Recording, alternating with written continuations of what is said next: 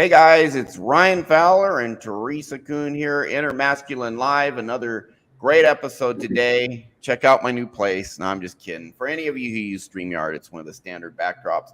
But we're going to talk about friendship today. We're going to talk about finding good friends, getting rid of bad ones. I used to have toxic friends. I don't anymore. They're all gone. And the friends I have are people like Teresa, who are the best friends.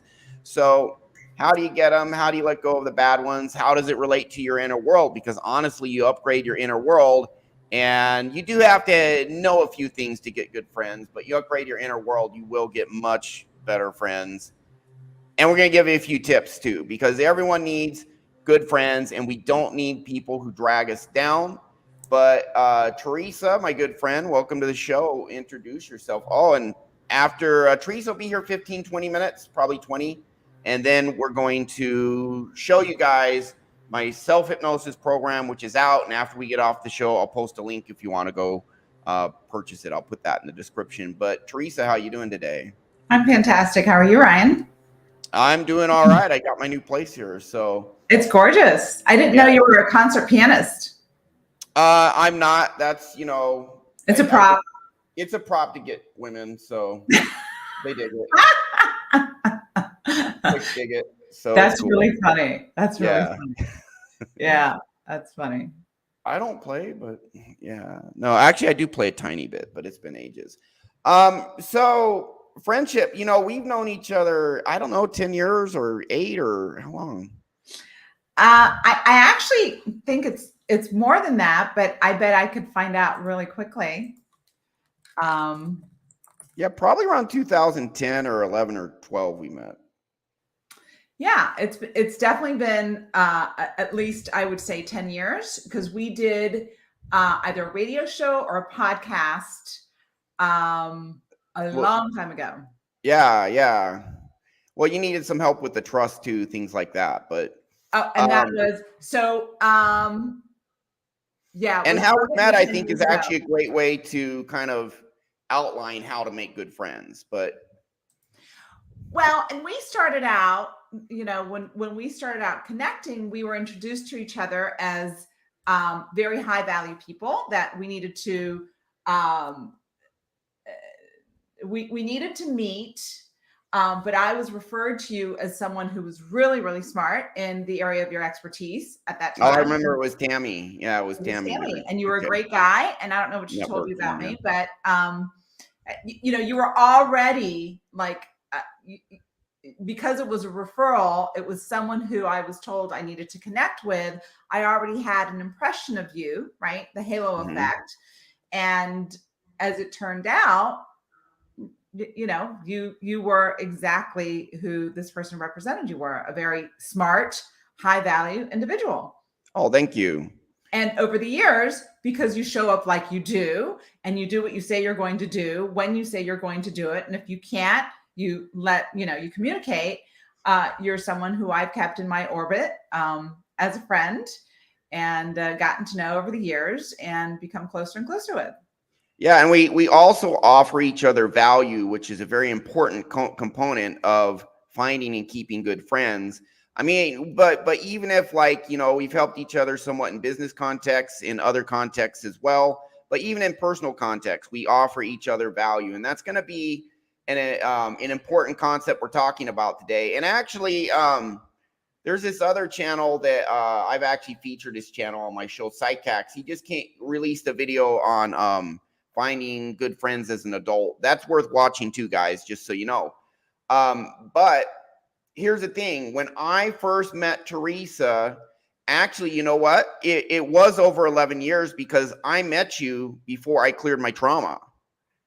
And I told you last week now, and here's the interesting thing is Teresa's known me before my inner world shifted and after it shifted.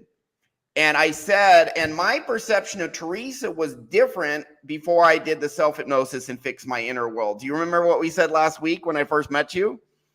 No, I don't remember. Okay, because I was talking about when I first met you, like after the show, I think last week. And so Teresa really is a good, decent human being. But you have to understand, when I first met her, I still was in my trauma. And still had some depression, massive anxiety, anger, rage, all this stuff. And I was raised in a childhood where constant psychological warfare against me by my mom. So constant manipulation, deception, etc. Now, and how narcissists are is they portray this image to the world that they're this really nice. It can be larger than life, like a big baller. They're like, oh, I'm just this awesome, grandiose person. But they can also come off as very altruistic, very kind or loving. And that was my mom. They put like this perfect image to the world. So here I meet a lady who actually is like a true blue good person. But because of my trauma, my initial impression, I think you'll remember it once I tell you, is there's no way she's this nice. What's her real angle? I remember now. And I'm like, dude, she's faking how nice she is. But you really are this nice. You weren't faking shit. You were authentic. But that's very important for you people to understand is before my inner world was leveled up, really good people, I didn't trust them. I did not trust really good people because of my trauma, because of my upbringing. Do you remember I told you that now? Yes, I do remember. And I've got a question for you. Yeah. So did you trust anybody, or were there people that you would allow close to you a match for what you were used to? At a deep level, at a low level, I don't think I trusted anyone. You didn't trust anyone, but who did you allow in your world? What's that? Who did you allow in your world, even though you may not have trusted them at a deep level? Who did you allow in your world? Yeah, I mean, I'd allow people in my world to a point, but yeah, there was certain things about me I wouldn't share with others. Like you, I just tell whatever. Like I told you, like last week, my dating style. And by the way, my dating style, I do love connection. Like I want connection, but I was telling you last week that I'm upfront. I tell a lady, this is what I want in a relationship. I want friendship. I want connection. I do want sex too. I'll tell them right up front. And there's there's two women I met in Mexico I'm still writing, and when I come back I'll resume dating them, and I might, maybe I'll settle down, but I really don't hold anything back from you, and you're pretty authentic too. You are authentic with me. So now I'm at a point where you know everything about but dude, I wouldn't have told you any of that crap before I shifted out of my trauma. Yes, but what I find really interesting, you didn't trust anybody, but in your orbit, who did you have close to you? Were they high value people, or were they low value people? Because they matched the frequency where you were at. Yeah, so Tim Costello was friends with me. Tim Costello, great guy. You remember Tim, I think. I had a mix of good and bad in my orbit. And the thing is deep down, I didn't feel good enough. That's like the number one thing we clear, with hypnosis or whatever we do, other methods too. And so when people would treat me like crap, it would kind of be a match for me. So I actually had friends in my orbit back then who were negative, pessimistic, who would sometimes criticize me or kind of judge me or treat me kind of shitty. And I wouldn't let anyone like too close, but I would keep like negative people in my orbit. Those people are gone. Yeah. And I think what's your story been with good friends versus bad friends? Did you ever have a time where you transformed to the point where you just let certain people go? Or absolutely, I've let a lot of people go. And it wasn't so much that they were bad people. It was just over time.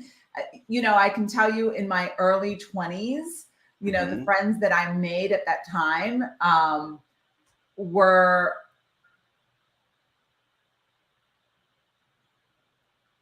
from a vibrational perspective, right?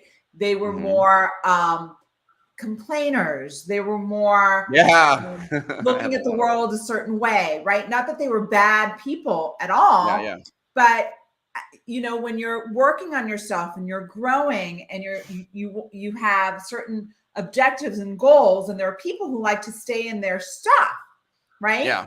And I transitioned out of having conversations with them or connection with them on a regular basis to someone that I really care about, but I can't have them in my world because I can't stand the negativity, right? Because it's not a net benefit for you, right? That negativity in your life brings you down. And because you matter, because you know deep down you matter, you're not going to let in that negative into your life. I don't want that negativity. Yeah. And there were, culturally, I grew up, I'm Spanish, and Spanish people, I'm going to make a statement, and it's not true for everybody, but there's language patterns for Cubans, Spanish people, that there's a lot of negativity. Were you born in Cuba?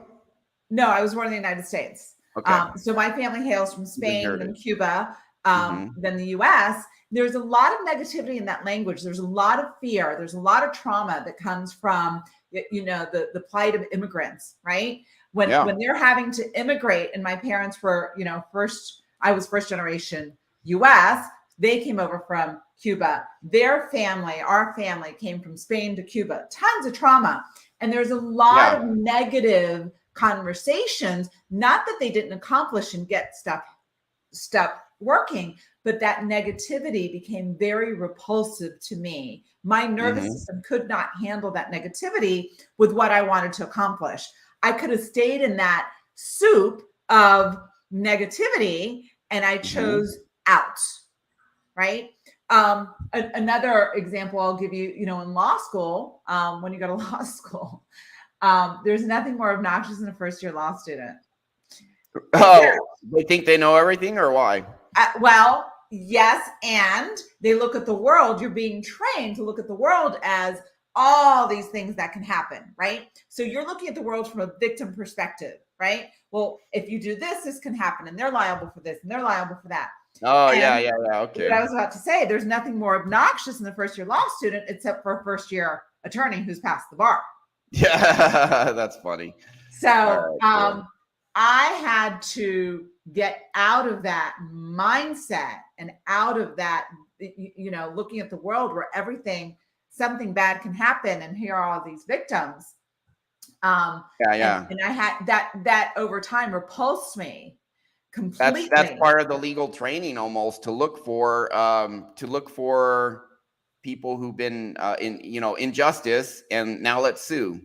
Injustice, right? And what does that mean, right? Yeah, what does it mean, right? What does it mean, right? Does it mean some infraction that you can then leverage, even though, totally the injustice is functionally not there, practically not there, but totally legally you can argue that. Yeah. And as I transitioned away from that way of thinking, when I moved away from DC, where I practiced law, and decided not to practice law anymore because energetically it wasn't a fit for me. A lot of litigation attorneys, do you think, are cynical? Have you noticed that because of this? There's an energy with lawyers, and I'm not putting them all in the same box, right? Yeah, because our friend Randall's actually a really good guy, and he's an attorney. He's a great guy, and he's an exception for sure. He is. And there's a lot of cynicism there. There's that funny, sarcastic energy for sure, right? Yeah. He's an exception, but there is an energy among lawyers, right? Why are all these lawyer jokes out there? There's a lot of truth in those lawyer jokes, right? And for me, when I stepped out of law and took on a different way of thinking of the world, people would come to me and say, "Oh, this happened to me. What do you think? Should I sue? I want to sue this and that." And my position was walk away, forgive, and move on. And they were like, "What do you mean? You're an attorney. How can you say that?" And I'm or you can feel like crap for the next 2 years while you're fighting this. You're a victim. You stressed out. Become a victim, and you personify victimhood. And guess what happens to victims? They stay stuck in that swamp of victimhood, and they never progress. Yep, true. Unless it's 100%. Something completely egregious, or the payout can be huge, right? But people get sucked into that energy, and that's the same thing with friendship, right? And was there a time when you tolerated this negativity, and did your internal world change to no longer tolerate that, or did you always just not like it? Oh, I was probably very much a part of it because I hadn't processed my trauma. And when you haven't processed trauma, what's familiar to you is sarcasm, cynicism, relishing the, the negativity. And as I was healing my trauma and recognizing what was around me, there was no longer a match from a frequency perspective. So it wasn't that the people around me were bad. I'm so grateful and so fortunate to have had very good people in my life on a consistent basis. There are very, very few times that I could say that I've been, messed with, right? Yeah. But it was an inside job. Yeah. Now, I mentioned earlier that Dr. Ryan Teresa, his channel Psychex, he just right before he came on, turned out he had released a video on finding good friends. And so I watched it just like real quick because his videos are super short. And he's talking about outer world techniques, which is, and I'll mention what he said, but you guys should go to Psychex, PSYCHACKS. It'll be a good companion to this. And he talked about, getting some sort of course or something where you pay money. And so everyone's going to be invested in showing up every day and working on stuff together, and you'll meet friends that way. And his advice is very good. We're kind of showing, actually for me, meeting and finding really good friends. It's a combination. You got to have your inner world right. Otherwise you're going to attract the same negativity. If you're a negative person, and this is what people don't understand. And I am going to pick on women just a little bit here, not you, but I've noticed a lot of women don't understand this. Well, actually men and women, I'll pick on both of you guys, both sexes today. If you're a negative person, if you're a pessimistic person, if you have internal anger, like the victim mindset, good people will come into your life who are not victims, who are nice, decent, respectful, positive people, and they will be repelled by you. And you will, because that's how I am. If I see a person who's overly negative, it's like, I don't like this, boom. But back when I was in my trauma, it's like you're a fish swimming in dirty water. More dirty water is no big deal. You're already in it, it sucks. No one likes to be, fishes breathing dirty water through the gills. They don't want that, but more negativity is just more dirty water. It's what you're used to anyways.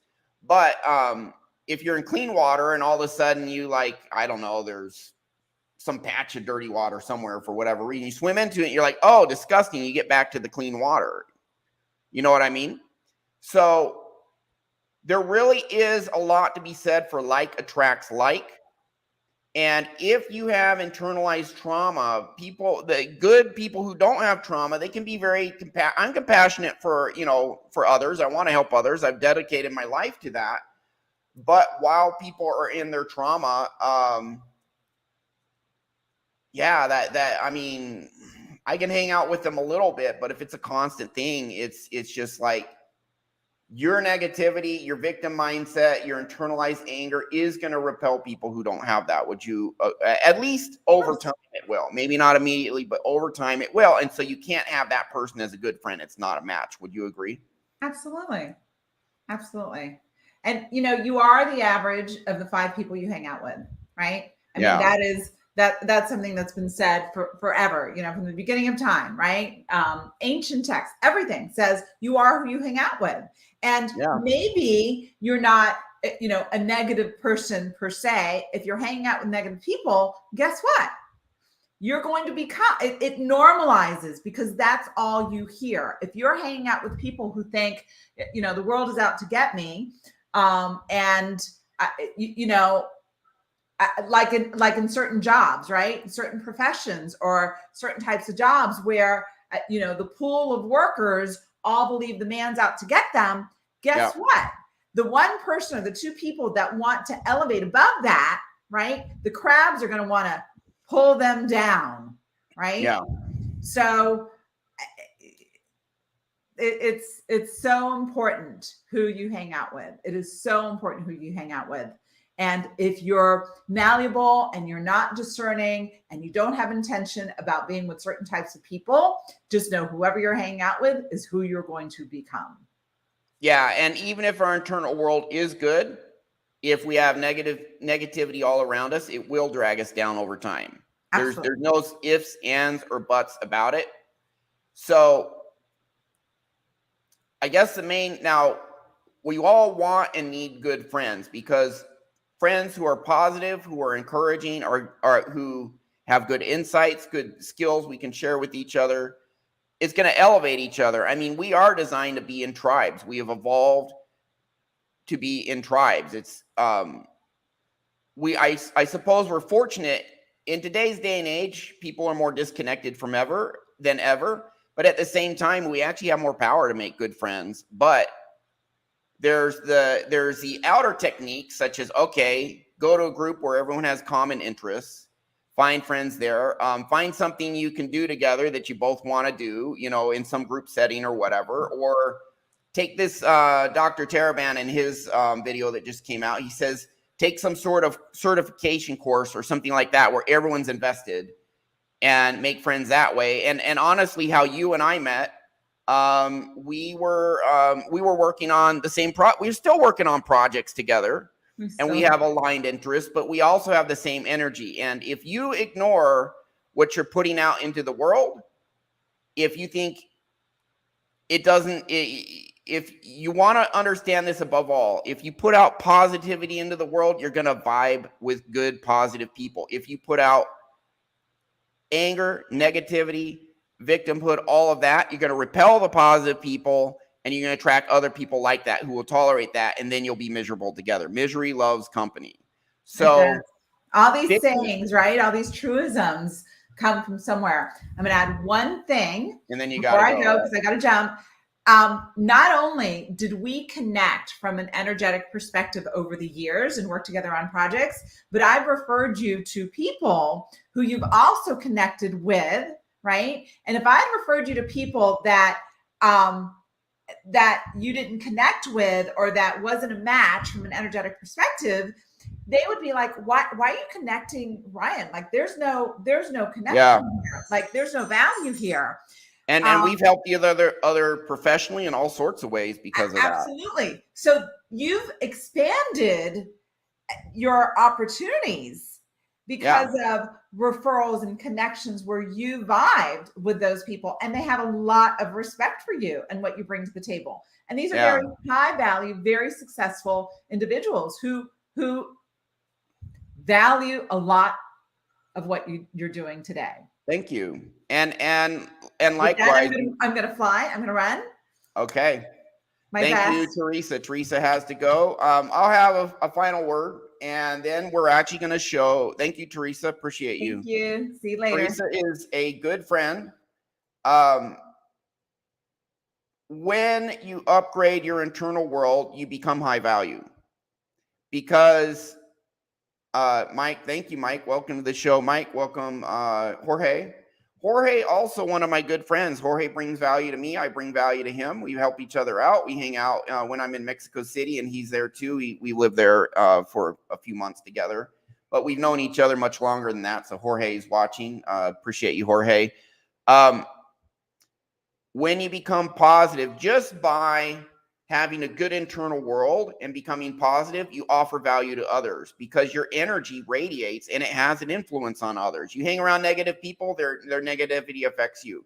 You hang around positive people, their positivity affects you. So when you upgrade your internal world, you realize you have value just for who you are. You don't need to do or say anything to have this value. You just have it. You're like a diamond. You just have value as a human being. But also, you can get what you want. Having value just for being a human, it's awesome, it's amazing, doesn't mean you'll get what you want. But when you also believe you can get what you want, and you remove these internal barriers to get what you want, and then you want it, you just go for it. There's no resistance. There's a desire to move forward. You go for it. So when you get these two things, what happens is you create positive energy that helps others just by that alone. And then as you're moving forward, going after what you want, you're going to meet others on this path where you can help each other. And that is where the best friendships are formed. And watch Psychac's show on friendship. Listen to what he talks about, the outer world techniques, which are amazing techniques. But if you don't get the inner world right too, you're going to take some certification course and your inner world's rotten, and you're going to pair up with some asshole taking that course. You're not going to end up being with the good people. Part of you might say, oh, I'm not good enough for the top people at the class who have positive energy. I mean, a lot of this, most of it is subconscious. When I first met Teresa, and like I said earlier, my inner world was not upgraded. She has this positive energy. I didn't trust it. After I upgraded my internal world, actually, we became much better friends after I upgraded my internal world. Now we're a match. Now I'm like, oh, geez, she really is this nice person. So you got to get your inner world right. Oil and water don't mix. Get your inner world right, and now you are water instead of oil. You're going to mix with other water, which is other positive energy. Now, with that said, and then learn the skills. What the Psychac's channel talks about. Learn the skills to meet friends too. It's all important. It all matters. A lot of the thrust of my show is you can go on YouTube and you can find all these tips, tricks, and techniques to do X, Y, and Z. And that stuff matters. That's important. Like, say, with dating, you see all these dating coaches, attraction coaches, anywhere from a PUA to a dating coach to a relationship coach. And they're giving you all these techniques to use to find someone attractive of the opposite sex for whatever relationship or companionship you want. But if your internal world isn't right, it's like just throwing a whole wrench in the mechanism. So what our channel does is it examines looks at the iceberg beneath the water.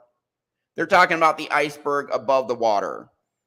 You need that. You need to understand that. You need to, if the Titanic saw that iceberg, it would have avoided it, right? But you need to understand what's going on underneath too, because if you don't get above the water and below the water, the conscious and the subconscious, 95% of our behavior is dictated by our subconscious mind. So you got to get your subconscious right. You got to when you get both, you get the best friends. All my friends are the best friends. They're positive. And every now and then I have toxic people get in my life. I get rid of them. Or at least I distance myself from them. Maybe I need to stay in certain associations for business reasons, but I'll distance myself from those people. The net result is I have just awesome friends. I've upgraded my internal world. So has Teresa. And you end up, when you value yourself, you say, hey, I matter. I'm not going to tolerate this shit. And you end up with awesome friends. Those friends are attracted to you energetically as well. Now, with that said, I did want to showcase my, I'll put a link in the description. It's not in there yet, but right after I get off the show, I will put a link in the description. My self-hypnosis program is out. And some people, now what I did is I just marketed it to existing clients. I actually I had a low and high estimate of what I do. I exceeded my high estimate by about almost 50%. So that was really cool. For those of you who just watch the show, who aren't existing clients, want to see what the self-hypnosis program is about, again, I'll put in a link after the show. If you want to go purchase it, you can. But let me show you. I'll give you a bit of a sneak peek here. And I think next week, I'll actually play one of these videos in their entirety. Well, maybe I'll play one now. Let's see. Okay. I'll give you an overview. I spent a lot of time on this. The videos, as you'll see, I'll play a sample of one. I went to a professional recording studio, a video studio, audio studio, got mic'd up, professional cameras, multiple camera angles. I wanted to do it right. And so first you have the quick start guide, and that kind of shows you everything.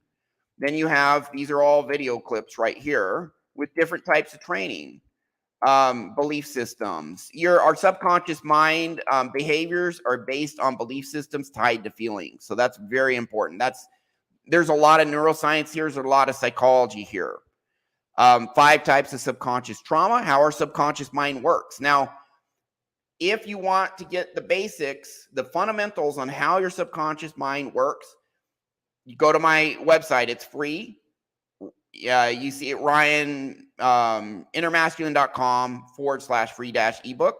It's a 1-hour read. It tells you how your subconscious mind works, how it affects you. This goes into a lot more detail. How the subconscious mind develops, what a subconscious program is, the types of trauma, anxiety, fear, procrastination, self-sabotage, avoiding pain. What's going on? You see a man sees an attractive woman. Why is he so freaking scared to approach her? She's not going to bite him, right? She's not going to kill him. She'll turn a cold shoulder and then he walks away and it's like, whatever, right?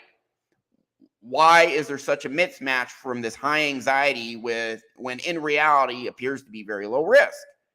Well, it's tied into your subconscious. Subconscious mind is subconscious beliefs, but also intuition and instinct. That's all subconscious.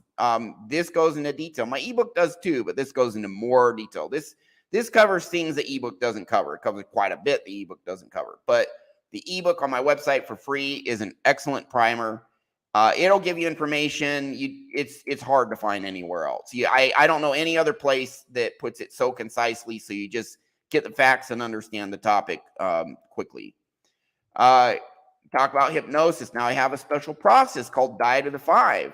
It helps you find trauma in you, locate it, and surgically remove it with self-hypnosis. And that is the point of this program. It's called the subconscious optimization system right there. The point of this program is to teach you how to go in to your subconscious, locate bad subconscious programs, and replace them with optimal subconscious programs. And then people just take off. I fixed 95% of my stuff with self-hypnosis. Yes, a one-on-one session is much more powerful because you're working with me, an expert who's been doing this in one capacity or another for 11 years.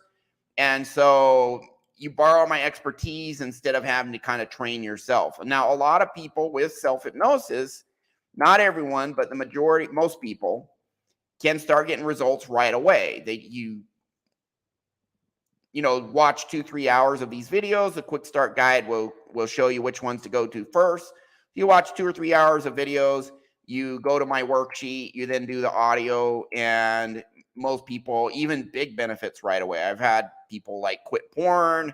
I had one girl do self-hypnosis. And again, I'm not giving any promises or guarantee for anyone. I'm just telling you what's happened. One girl had anorexia. She did my self-hypnosis one session, cured her anorexia.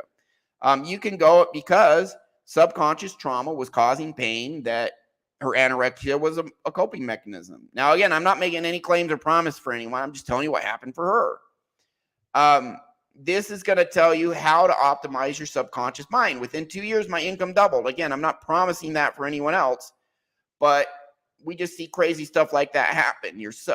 Carl Jung, the father of modern psychoanalysis, said, until you make your unconscious conscious, it will direct your life and you will call it fate.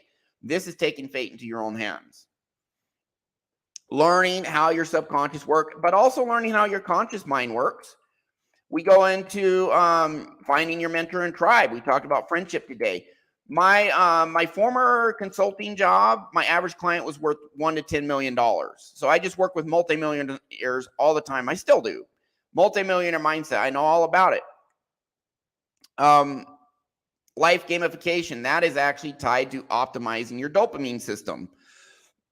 I'm going to put another module in here about dopamine optimization, but the practice of dopamine optimization, which is your brain's built-in motivation system, is embodied in life gamification.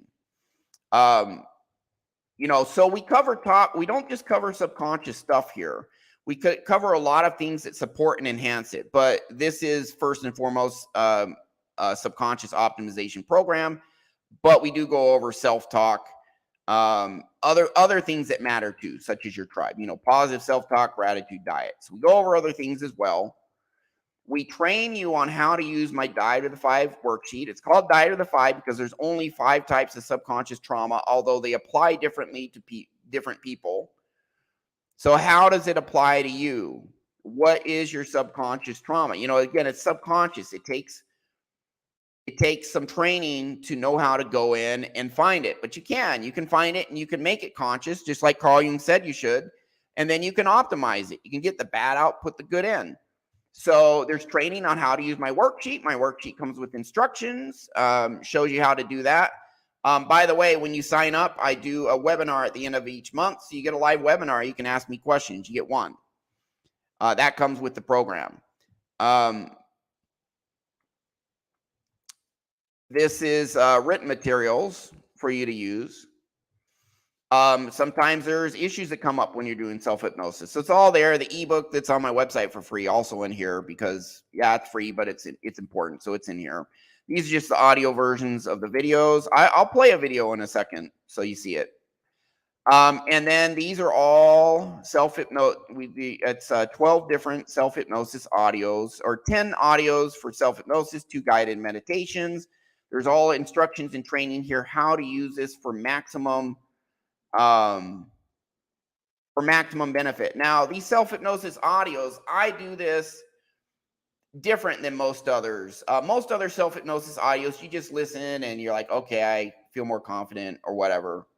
But what I'm doing is I actually train you how to go in, find your bad subconscious trauma, and then kind of do like psychic surgery in a way to, by the way, in hypnosis, you're conscious the whole time. It's not mind control. And here you just listen to a hypnosis audio that guides you through the process of going in to bad subconscious programs and literally replacing them.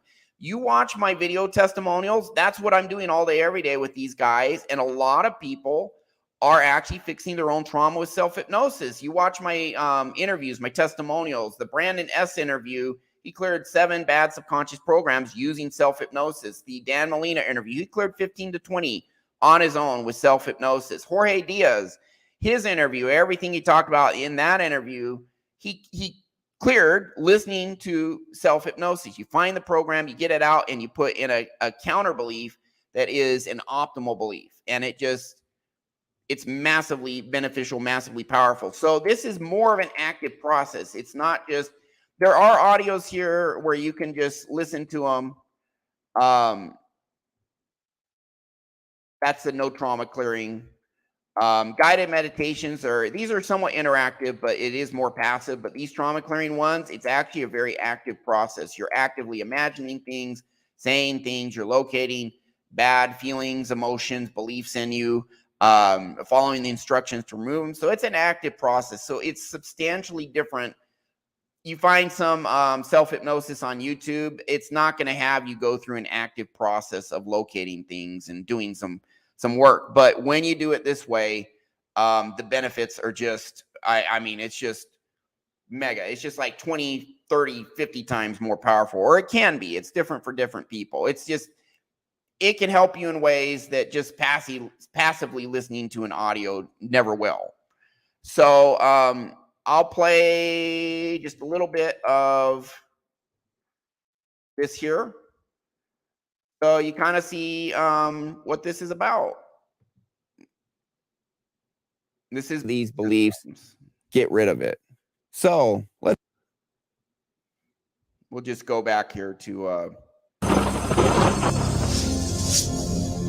and I like to play it 1 1/4.